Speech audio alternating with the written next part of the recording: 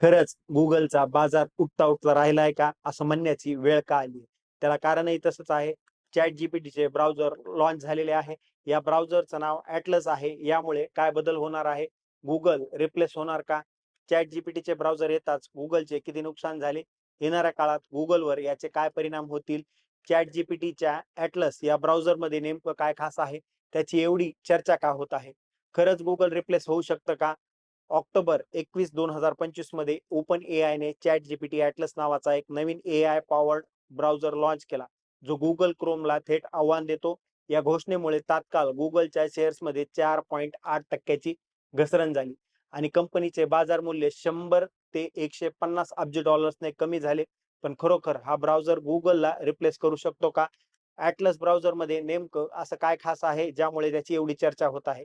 Chat GPT atlas हा फक्त एक साधा ब्राउझर नाही, हा एक एआय फर्स्ट ब्राउझर आहे, जिथे चॅट जीपीटी हा केंद्रबिंदू आहे आणि त्याची खास वैशिष्ट्य म्हणजे प्रत्येक वेब पेजवर तुम्हाला चॅट जीपीटी साइड बार मिळतो, जो तुम्ही पाहत असलेल्या कंटेंटला समजतो आणि त्यावर आधारित तो तुम्हाला मदत करतो.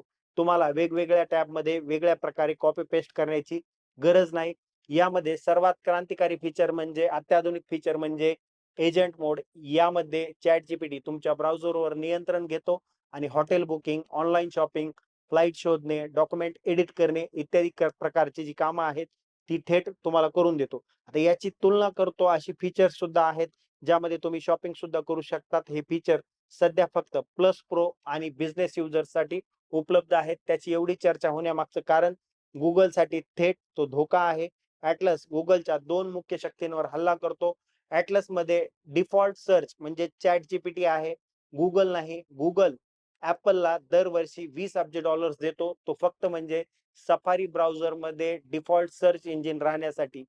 लॉन्च होताच याचे Googleवर काय परिणाम झालेले आहेत, तर Googleची पॅरेंट कंपनी अल्फाबेट म्हणजे तिचे जे शेअर्स आहेत ते 4.8% घसरले. एका दिवसात सुमारे 100 ते 150 अब्ज डॉलरचे बाजार मूल्य या कंपनीचे कमी झाले. नंतर शेअर्स जे आहेत ते काहीसे वरी आले आणि 2.4%च्या घसरणीवर ते बंद झाले. आता याचा Googleला दीर्घकालीन धोका आहे. सर्च ॲडव्हर्टायझिंग Googleचा कमाईचा एक मुख्य स्रोत आहे. एआय मध्ये उत्तर देणारा ब्राउझर्स थेट उत्तर देतात. यामुळे ॲड लेडन रिझल्टच्या पेजेसची गरज नाही. यामुळे खरोखर Google रिप्लेस होऊ शकतं का? थोडक्यात तात्काळ नाही, पण दीर्घकालीन Googleला धोका आहे. सध्या Atlas फक्त Mac OS वर उपलब्ध आहे. Apple पीसी, लॅपटॉप इत्यादींवर ते उपलब्ध आहे. Windows आणि Androidसाठी ते सध्या उपलब्ध नाही. येणाऱ्या काळामध्ये ते उपलब्ध होईल. तथापि हे निश्चितपणे सांगता येते, की ब्राउझर युद्धाची ही एक सुरुवात आहे. पुढील 2 ते 3 वर्षात Atlas सुधारू शकतो आणि Googleला गंभीर स्पर्धा देऊ शकतो. सध्या तरी बहुतेक युजर्स फक्त क्रोम वापरतात, परंतु येणाऱ्या काळामध्ये एआय फर्स्ट ब्राउझिंग हे भविष्य आहे.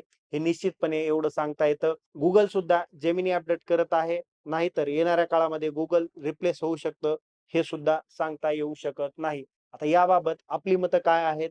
हा व्हिडिओ नेमका तुम्हाला कसा वाटला? हे आमच्या या YouTubeच्या कमेंट बॉक्समध्ये कमेंट करून नक्की कळवा आणि आमच्या या YouTube चॅनलला सबस्क्राईब करायला विसरू नका.